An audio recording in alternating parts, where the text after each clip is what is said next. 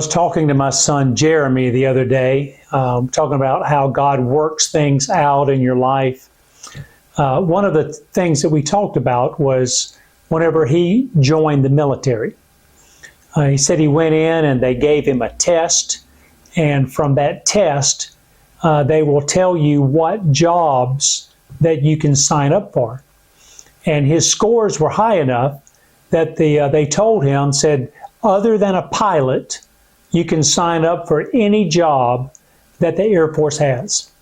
And they gave him a book, and he said it probably had like 150 different jobs in it, and he could choose any one of those that he wanted to. Well, he said that the week before he had bumped into a gentleman. He didn't know him, but they started up a conversation.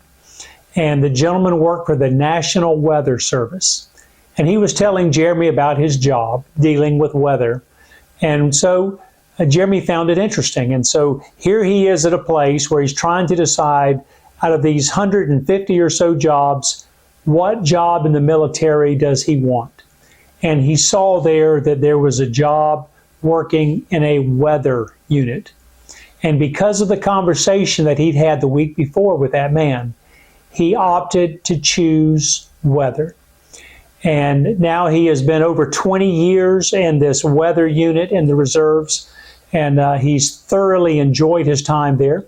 And he's just recently reached the highest non-commissioned rank that he can go in that particular unit. And so he realized that not only was it a good choice, but it was one that God had worked out the details in before he ever went and applied to the military. Well, my name is Richard Coleman, and I'm the pastor at Shepherd Church of the Nazarene in Lexington, South Carolina. And it's great to be able to spend just a few moments with you today. We've been looking in Kings, and we've been looking at King David's life. King David has now died. His son Solomon is now king. God speaks to Solomon. My understanding is he only did that a couple of times in Solomon's life. This is the first time. And he speaks to Solomon and he tells him, he said, Solomon, he said, I want you to choose anything that you want.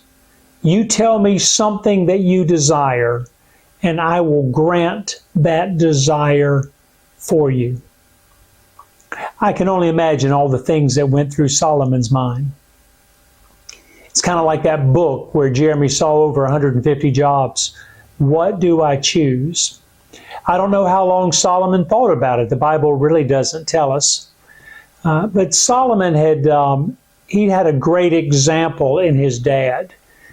King David had ruled well, used a lot of wisdom in decisions that he made, especially later in his life.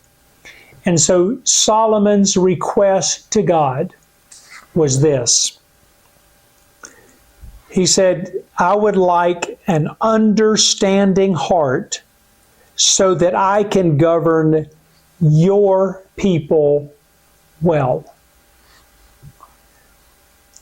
God later defined that request as wisdom.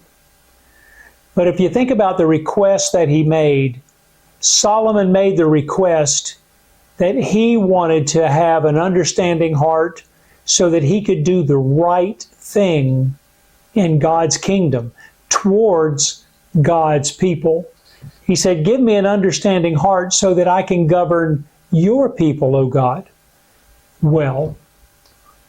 Well, God was impressed with the fact that Solomon wanted to do the right thing and be the best person that he could be living for God. And so because of that, God told him, he said, I'm going to grant your request. I am going to give you wisdom greater than anyone that's ever had before. And then God told him, since you didn't ask for long life or money, he said, I'm going to grant you both of those also. And so we know that Solomon became one of the richest kings ever and well known for his wisdom and so forth and so on.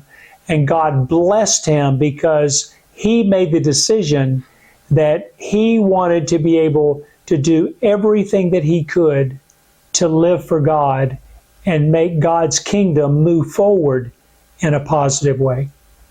Well, there's a great lesson for us in that. We may not be granted a wish or 3 wishes or whatever it is that may come our way, but even without that, we can make the decision that we want to live our life the way God would want us to live it. And I have found in my life that whenever I do everything I can to live for God, to love God with all of my heart, soul, mind, and strength, that God blesses me over and over and over again. And the greatest thing that God does is whenever he gives us a peace in our life that passes the understanding of what people could possibly comprehend who are not Christians.